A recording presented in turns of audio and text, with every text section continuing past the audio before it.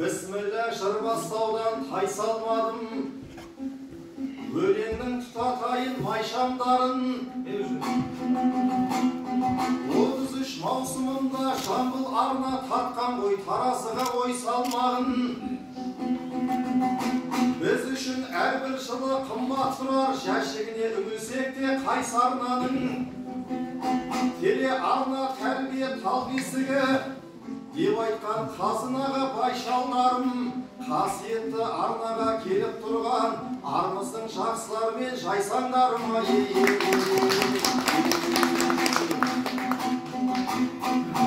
Жамбыл тыбы биікке жоғарлайды, төрінде ақын балаң ән арнайды. Білеміз қайырлы таң әулие ата, сан қонаққа құшағын адал жайды.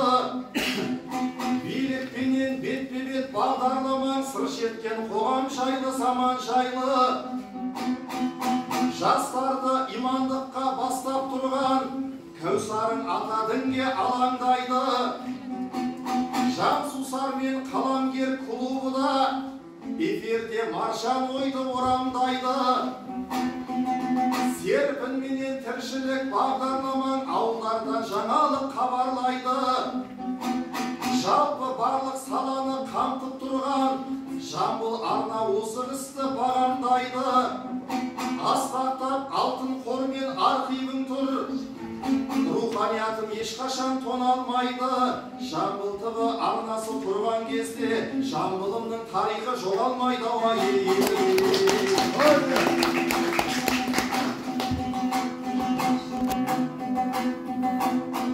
Әрісін елменен жұрт құптай қаған, кезі жоқ хабарының шықпай қаған. Дәл осы телеарнадан қанаттанып тұлғалар шықты емес пе, жұрт ойлаған.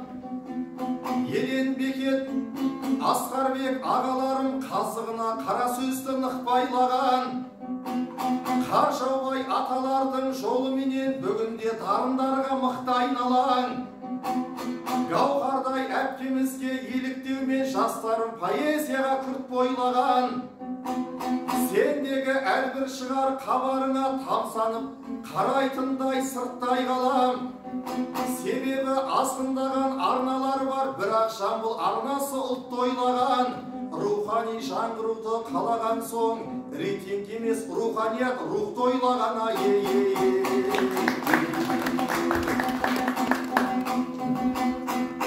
Тартатын таразыға таралып бар, Жамбылдай арнамызда даралық бар. Сыр сұхбат мағыналы бағдарлама, көбейсін барша ата-ана құптар. Жамбыл журналистерге ұстахана деп бекер айтпаған ғой саналыптар. 33-ші маусымың құтты болсын, енді ел кәдесіне жаранып қал. Себебі Гүлбаршындай басшылар бар, әр ісін қанмен қара дана құптар. Тілегім Жамбыл тыбы арнасында жағымды көп болсыншы жаңалықтар.